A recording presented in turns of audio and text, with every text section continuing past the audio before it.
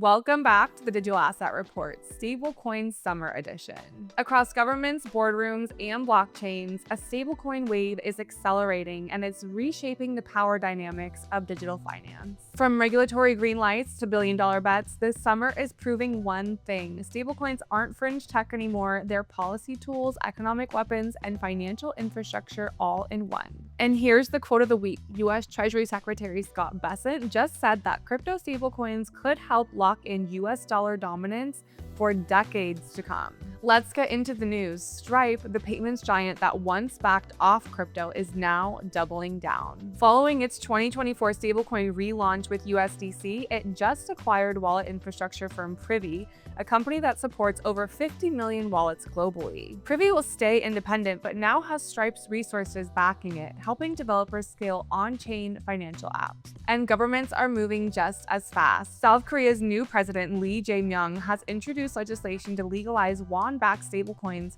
fulfill crypto fund campaign promises, and even greenlight Bitcoin ETFs. The Digital Asset Basic Act could supercharge domestic trading, already topping $42 billion last quarter, while requiring issuers to meet capital and reserve standards. But it's not without resistance. The Bank of Korea is pushing back, citing risks to monetary policy. Across the Atlantic, Societe Generale just became the first major bank to launch a public dollar-backed stablecoin. It's called USD Coinvertible, issued by SG Forge on both Ethereum and Solana, and fully regulated under the EU's MiCA framework. Unlike Tether, SocGen's token is licensed, transparent, and custodied by BNY Mellon. Public trading begins in July. And over in DC, momentum is building fast. The Genius Act, that stands for Guiding and Establishing National Innovation for U.S. Stablecoins, just passed a key Senate vote with bipartisan support. This sets the stage for regulated bank-compatible stablecoins and could become law as early as next week. And behind the scenes, Wall Street is preparing for that to happen.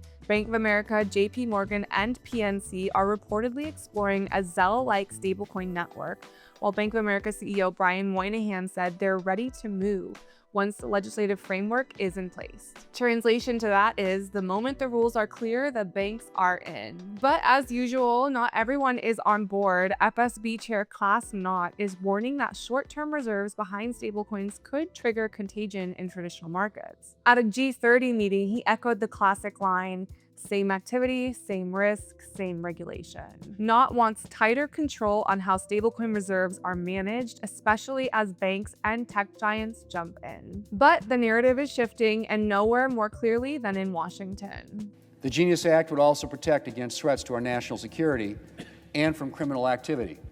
It would require stablecoin issuers to uphold the same standards as other financial institutions to monitor and report suspicious activity, comply with U.S. sanctions, and block illicit transactions.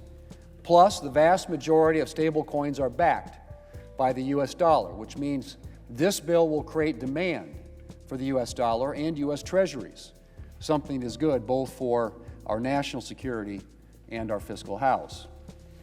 It's yet another reason why we should want stablecoins to be made in America. Mr. President, the Genius Act represents the bipartisan consensus on clear rules of the road for this new financial innovation. Today, stablecoin issuers are operating in a legal gray zone. Companies that want to follow the rules can't be sure what rules to follow. And the Biden administration didn't help matters with its numerous lawsuits, which left many U.S.-based companies contemplating moving out of the United States altogether. That was Senator John Thune framing stablecoins as a national security asset, a strategic counterweight to foreign currency influence, and shadow banking. From private companies to public policy, banks to blockchains, one thing is clear: stablecoins are no longer in the shadows. They're becoming pillars of the future financial system, and in this stablecoin summer, the only question is it time to bring stablecoins into the sun? Now you can with BitGo's Stablecoin-as-a-Service platform. Head over to bitgo.com to learn more about that, and if you enjoyed this video, be sure to give us a like and a follow, and we'll see you next time for more.